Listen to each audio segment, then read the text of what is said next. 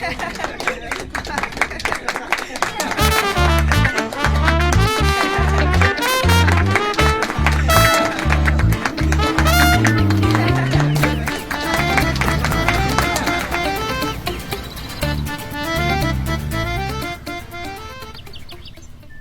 পয়সা নেন।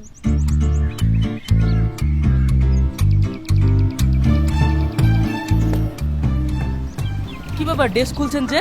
আর খেলা দেখাবেন না? না, আমি আর খেলা দেখাবো না। আমার এখানে শেষ। স্কুল ছুটি হয়ে গেছে। আমার মেয়েকে আনতে যেতে হবে। কোন স্কুলে পড়ে আপনার মেয়ে? আমার মেয়ে গ্রিন ভিউ ইনস্টিটিউটে পড়ে। আরে বাহ, এ তো খুব দারুণ ব্যাপার। আমার মেয়েও তো স্কুলে পড়ে, কিন্তু ওই স্কুলে তো অনেক খরচা। আমরা চালাতেই তো হিমশিম খেয়ে যায়, কিন্তু আপনি এত খরচা বহন করেন কিভাবে? এই যে একটু আগে দেখলেন না, মানুষকে নিয়ে চেয়ে হাসিয়ে যে উপার্জনটুকু হয়, ওতেই খেয়ে না খেয়ে আমার মেয়ের স্কুলের ফিসটা হয়ে যায়। অত কষ্ট করে আপনার মেয়েকে ভালো স্কুলে ভর্তি করার কি দরকার ছিল? একটা সরকারি স্কুলে পড়ালেও তো পারতেন। দেখুন, মেয়েটাই আমার কলিজার টুকরা।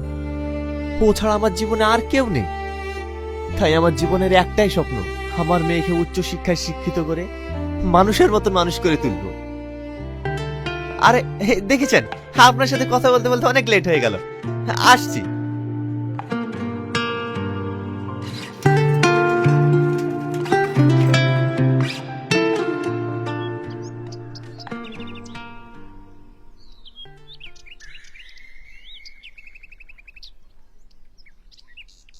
এই তো মা, এই তো মা, হ্যাঁ আমি চলে এসেছি। এই চলো চলো চলো চলো। আব্বু, সবার মা বাবা কত তাড়াতাড়ি চলে আসে, তোমার আসতে এত লেট হয় কেন? আরে শোনো মা, আমার এই কান ধরছি, আর লেট হবে না। এই চলো চলো। তুমি প্রতিদিন শুধু একই কথাই বলো। কি করবো বলো মধু, এই কাজে থাকি তো লেট হয়ে যায়। এবার থেকে আমি চেষ্টা করবো খুব তাড়াতাড়ি আসার। এই চলো।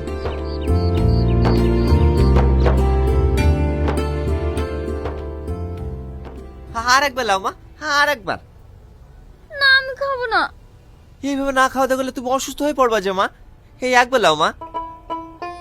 আমার যদি পেট ভরে যায় আমি কি করে খাবো বলো? এটাই শেষ, কিন্তু আমি আর খেতে পারবো না। আচ্ছা মা, এটাই শেষ। এই নাও।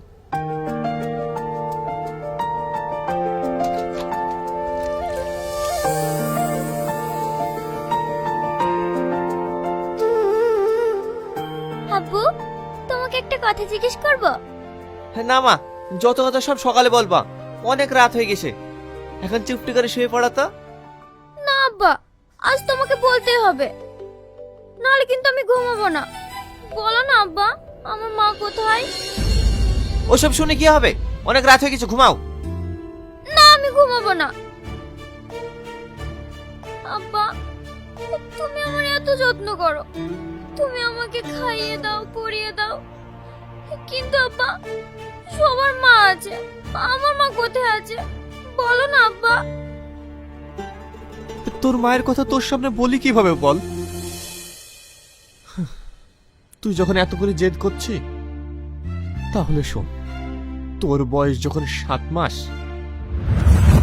এই ভাঙা মোবাইল ও হাঁসের পালক ও টাকার বিনিময়ে পাবে। বাচ্চাদের খেলনা আছে, মেয়েদের কানের আছে, লিপস্টিক আছে, চুড়ি আছে। ও ভাই, দাঁড়াও দাঁড়াও দাঁড়াও, তুমি আমাদের গ্রামে এক সপ্তাহ আসনি কেন? আমাদেরকে তো অনেক গ্রামে যেতে হয়, সেই জন্য আসা হয়নি। কিছু লাগবে বোন? হ্যাঁ, আমাকে 2 পাতা টিপ দাও।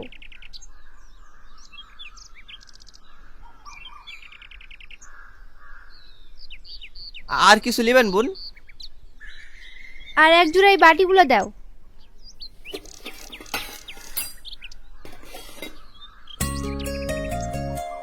কয় টাকা হলো ভাই?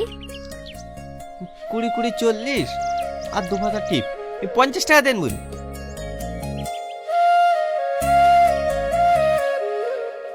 আমাকে এই গ্লাস দুটো দিন।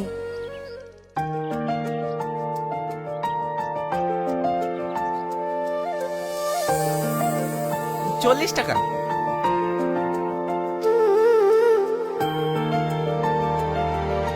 বাচ্চাদের খেলনা আছে, মেয়েদের চুড়ি আছে,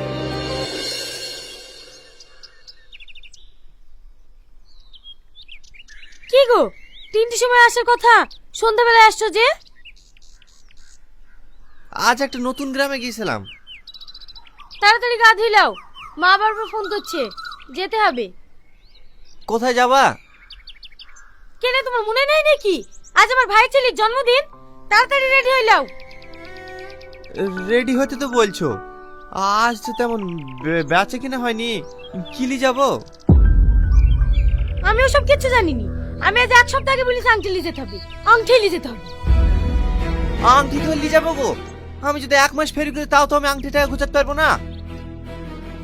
আমি জানি তো তোমার কোনো কিছুর মরদ নাই।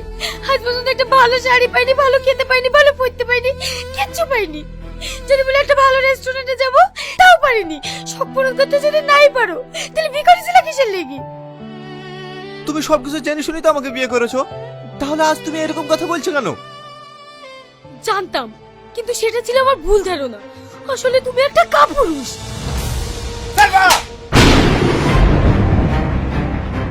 তুই আমার গায়ে হাত তুললি, আমি আর তোর ভাত খাবো না। তুই ডাক্তার পেয়ে গেলি, আমি এক্ষুনি বাপের বাড়ি চলে যাবো।